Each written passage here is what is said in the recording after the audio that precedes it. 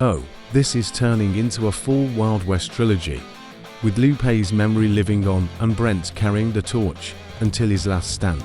Let me shape part 3 of your saga, so it feels like the closing chapter of a desert legend. Part 3. The Last Stand. Years had gone by since the desert fell silent. Brent lived alone in a cabin deep in the woods. His only company the crackle of a campfire and the ghosts of memory. Some nights he would stare into the flames and see Lupe's face, the boy sheriff who had given everything for the town.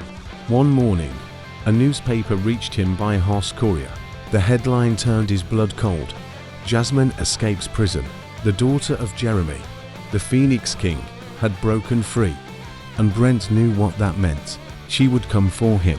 Brent armed himself, loaded his pistols, sharpened his knife, and readied smoke bombs. But this time, he also carried a shotgun. He wasn't the boy who once fought beside Lupe. He was older, scarred, and ready to make his last stand. By sundown, dust clouds rose on the horizon. The new leader of the bandits had come. Jasmine rode at the front, her brown hair whipping in the wind, dressed in brown clothes, boots, and a wide-brimmed cowboy hat. Behind her, dozens of bandits howled for blood. "Burn the cabin to the ground," she shouted.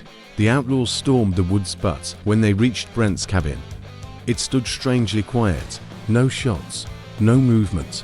Then, out of nowhere, Brent hurled a smoke bomb. Thick black clouds swallowed the bandits, choking them. Coughs and cries filled the air, and when the haze cleared, they lay lifeless on the ground. All except Jasmine. She stood, pistol raised, fury burning in her eyes.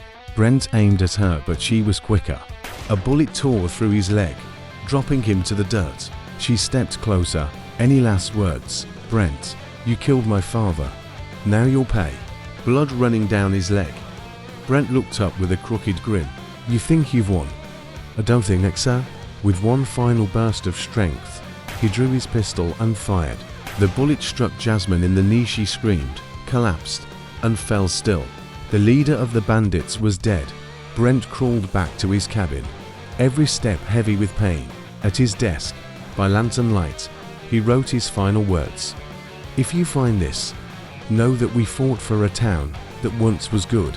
Lupe gave his life for it. I did what I could to finish the fight. If I am gone, remember me not as a killer, but as a man who stood when others could not." The next morning, the cabin was silent. Brent had finally joined his friend Lupe among the legends of the West, and so the story of the two friends ended. But their spirits lived on, whispered through desert wines, carried in the songs of travelers, and carved into the memory of the land. Do you want me to spin a part 4, where a new young cowboy discovers Brent's letter and decides to carry on their legacy?